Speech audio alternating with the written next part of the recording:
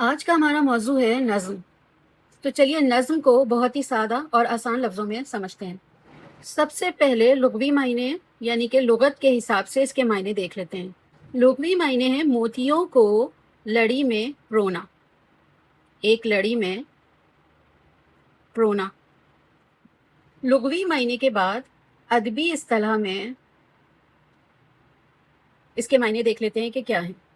ادبی اصطلاح میں نظم وہ صنف ہے، انداز ہے جس میں کسی ایک موضوع کو ربط و تسلسل کے ساتھ شروع سے آخر تک بیان کیا جائے، جبکہ عام بول چال میں نظم کا مطلب چیزوں کو ترتیب دینا ہے، یعنی کہ چیزوں کو صحیح طریقے سے رکھنا ہے۔ یہ تو ہو گئی لغوی اور اصطلاحی معنی۔ اب ہم ربط و تسلسل کے معنی دیکھتے ہیں، اس طرح ہمیں نظم کی تعریف سمجھنے میں آسانی ہوگی۔ ربط کا مطلب ہے کہ نظم میں ہر جملہ، ہر لائن، مصرع، سطر یا شعر پہلے اور بعد والے جملے سے گہرا تعلق رکھتا ہو۔ اس کے بعد دیکھتے ہیں تسلسل۔ تسلسل کا کیا مطلب ہے؟ تسلسل کا مطلب ہے کہ نظم کا موضوع یعنی کہ ٹاپک، ایک خیال جو لکھاری نے چنا ہے یا سلیکٹ کیا ہے، وہ ایک ترتیب اور روانی کے ساتھ آگے بڑھے تاکہ پڑھنے والے کو مزہ آ جائے اور اس کا دھیان ادھر ادھر نہ بھٹکے۔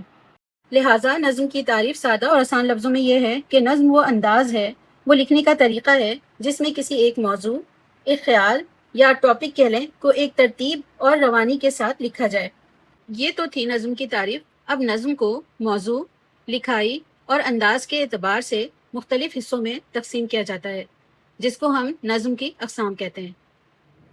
میری پوری کوشش ہوتی ہے کہ آسان اور سادہ لفظوں میں اپنی بات کو مکمل کروں، یہی وجہ ہے کہ ہر مشکل الفاظ کے معنی بھی ساتھ ساتھ بتاتی جاتی ہوں۔ اور نظم کی اقسام جو ہے وہ ہم اپنے نیکسٹ لیکچر میں پڑھیں گے۔ اگر ویڈیو پسند آئی ہو تو لائک ضرور کریں اور ایسی مزید ویڈیوز کے لیے چینل کو سبسکرائب کرنا نہ بھولیں۔